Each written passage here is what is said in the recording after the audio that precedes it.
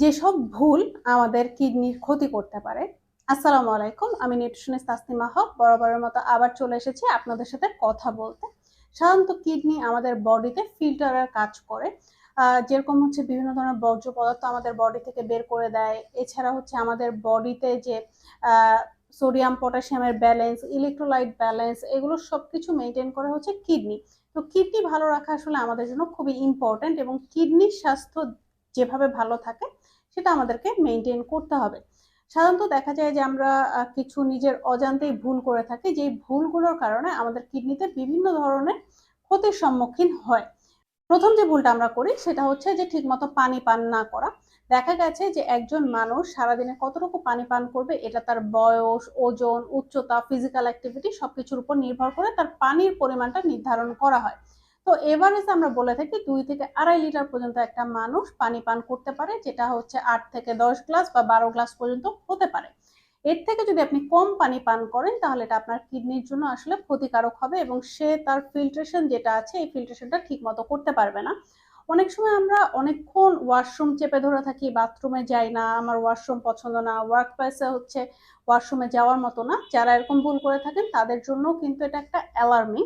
আপনাকে অবশ্যই হচ্ছে ওয়াশরুমে যেতে হবে এবং পানি বা লিকুইড টাইপের যে খাবারগুলো আছে এটা গ্রহণ করতে হবে, তাহলে এটা আপনার কিডনিকে ক্ষতিগ্রস্ত করতে পারে। অনেকের অভ্যাস আছে কাঁচা লবণ খাওয়া বা ভেজে লবণ খাওয়া। আমরা যখন কাঁচা ভেজে যেভাবে লবণ খাই না কেন এক্সট্রা সল্ট ইনটেক করব, এটা কিন্তু আমার ব্লাড প্রেশারটাকে বাড়ায় দিবে। যখন ব্লাড প্রেশারটা আমার বেড়ে যাবে তখন এই চাপটাও কিন্তু আমার কিডনির উপরে আসবে। তখন সে ঠিকমতো ফিল্ট্রেশন করতে পারবে না এবং আমাদের বডি থেকে ঠিকমতো বর্জ্যটাকেও বের করে দিতে পারবে না। কাজেই হালকা কাঁচা ভাজা লবণ খাওয়ার যাদের অভ্যাস আছে এটা পরিত্যাগ করতে হবে আপনি যদি আপনার কিডনিকে ভালো রাখতে চান।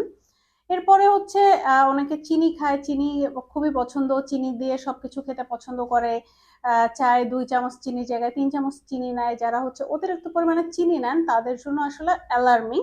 এটা যে শুধু আপনার কিডনির স্বাস্থ্য খারাপ করছে এটা না, এটা আপনার ফুসফুসের জন্য খারাপ, আপনার ওবেসিটি করে ফেলবে, ডায়াবেটিস করে ফেলবে।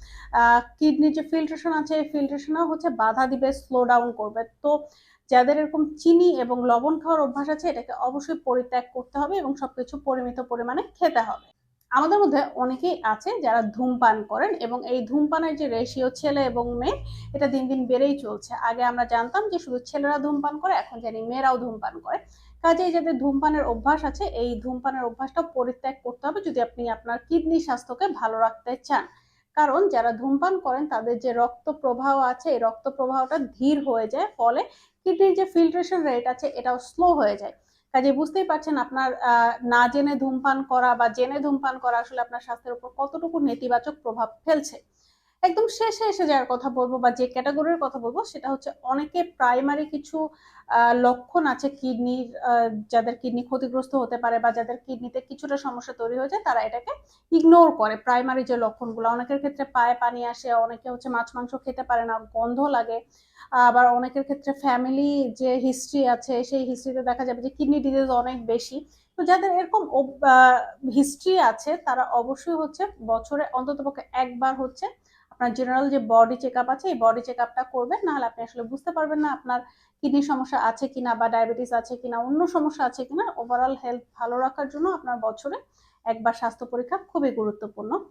তো বুঝতেই পারছেন আসলে কিডনিকে আমরা ভালো রাখতে চাইলে কোন কোন ভুলগুলো করা যাবে না বা ইগনোর করা যাবে না। আজকের ভিডিওটা এই পর্যন্তই। যারা এখন আমাদের চ্যানেলটিকে সাবস্ক্রাইব করেনি অবশ্যই আমাদের চ্যানেলটিকে সাবস্ক্রাইব করবেন যাতে এরকম ভিডিও আরো বেশি বেশি করে পেতে পারেন। ইনশাল্লাহ আগামী কোনো ভিডিওতে আবার আপনাদের সাথে কথা হবে। ততক্ষণ পর্যন্ত সবাই ভালো থাকবেন, সুস্থ থাকবেন। আল্লাহ হাফেজ।